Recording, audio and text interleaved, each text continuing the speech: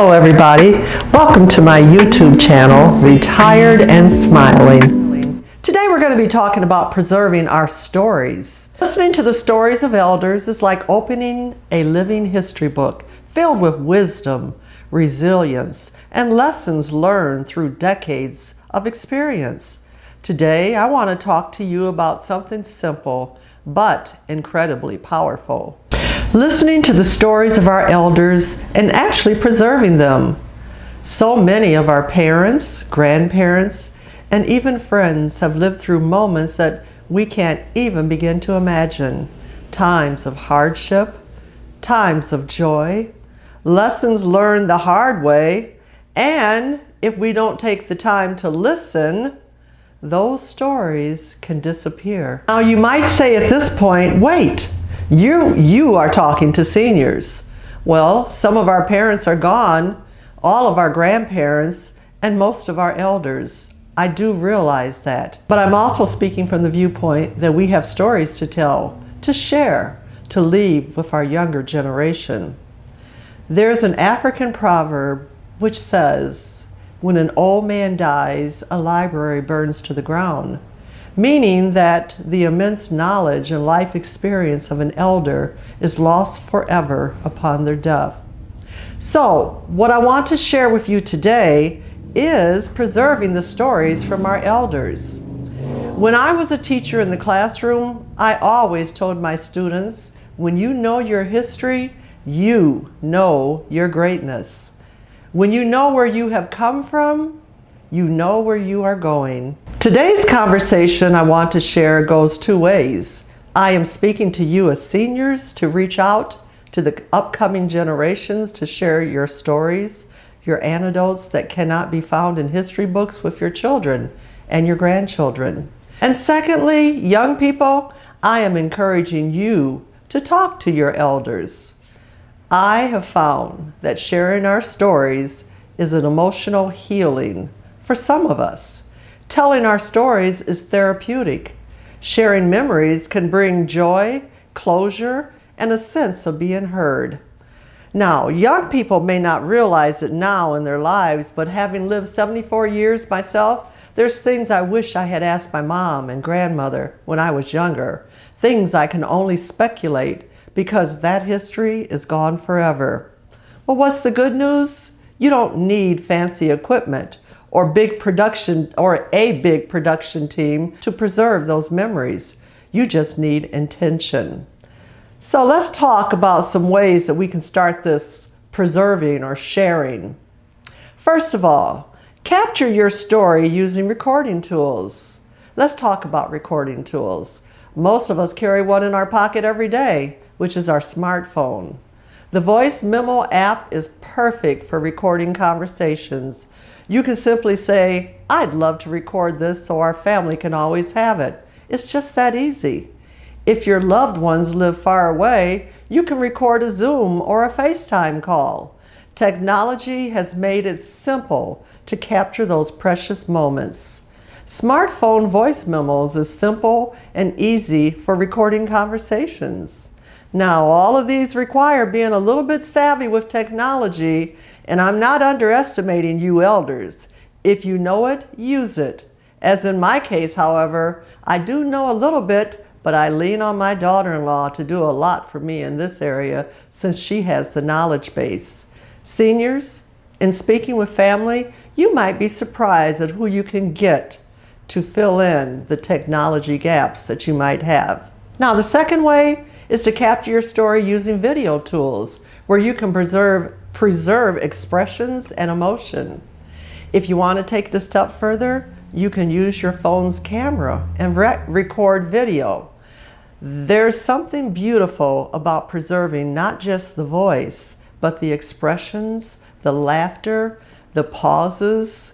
A simple tripod can keep the phone steady, but even holding it in your hand works just fine.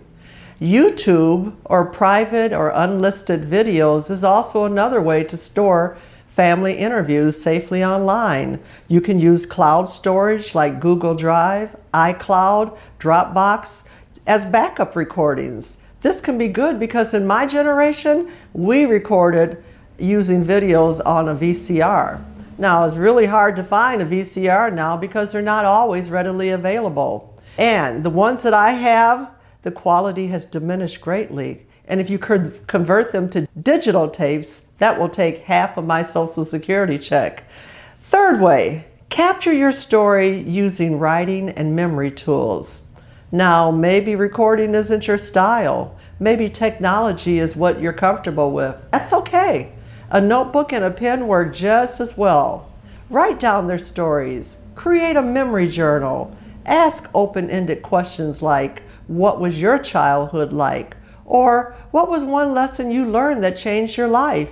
You'd be amazed at what comes out when someone feels heard. Other ways are journals or memory books where you can write down things as they're told or asked. A guided question book. Now let me give you a couple examples that I have brought with me.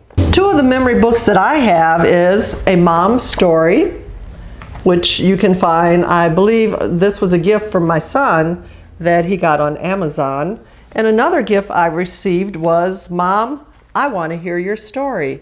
And each one of these books offer different ways that you can record your story, where you can sit down in your own time using your own space of when you want to do it and how you want to do it. But some of the guided questions are really interesting, and they'll give your grandchildren or children specific ways of hearing your story. Let me give you one example. Need my glasses for this one. One of the questions was, who babysat you and what sort of activities did you do together? Well, my response is we didn't have babysitters because my mama didn't believe in anyone watching us. So if we couldn't go, she didn't go. So that was really a little excerpt of the different types of questions. There's also family trees. There's also things about your high school years.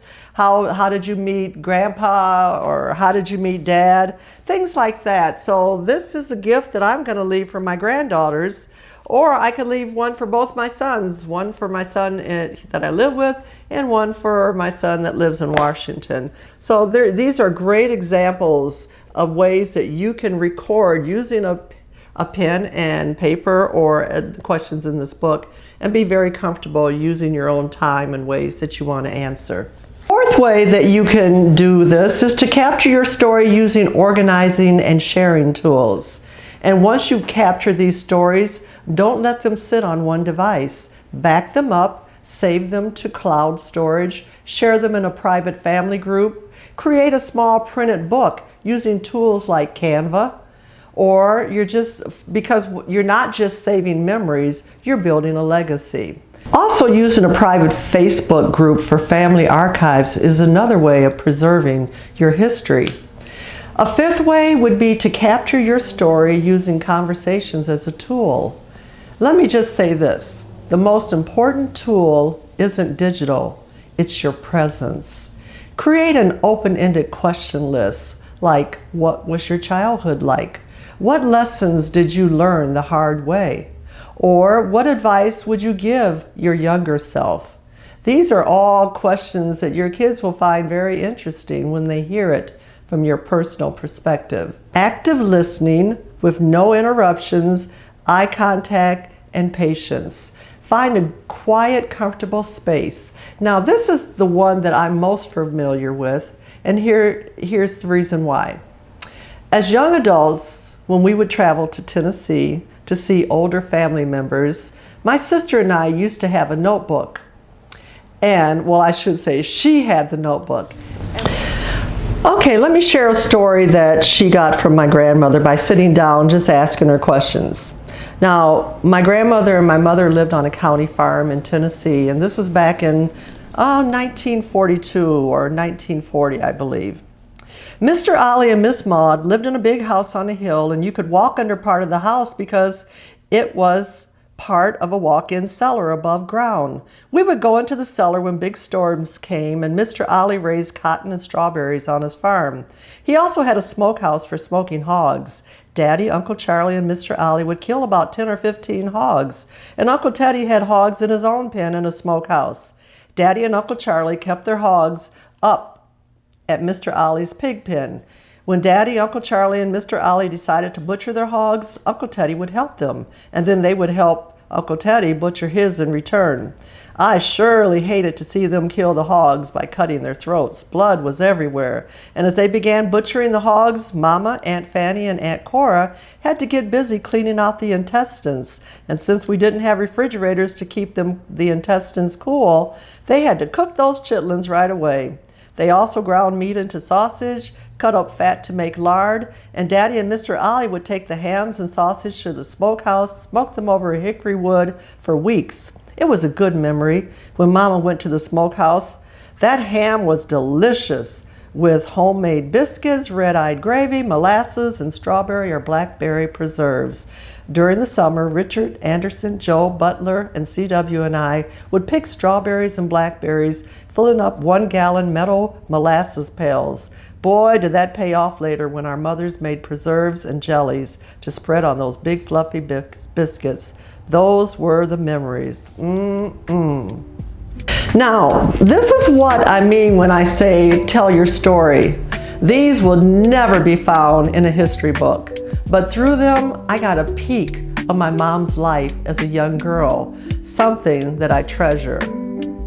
Now, finally, put the phone down for a moment, make eye contact, listen without interrupting. To the young people recording, give us space to remember, because sometimes the greatest gift we can give someone is simply the feeling of being heard. To those of us preserving our stories for our young people, be focused, stay focused. For those of us in retirement, this is a beautiful opportunity. We are the storytellers now. Our experiences matter, our lessons matter, and someone in the next generation needs to hear them. So this week I encourage you to sit down with an elder or invite someone to sit down with you, a younger person, and tell your story. If you're talking to an elder, ask questions, listen deeply, capture what you have heard, and capture what you can, because one day those stories will be priceless and you'll be so grateful you took the time. Now, hopefully today's video will motivate you and inspire you and help you to help the next generation. So, until next time, don't forget to hit that subscribe button, to like, comment, and share.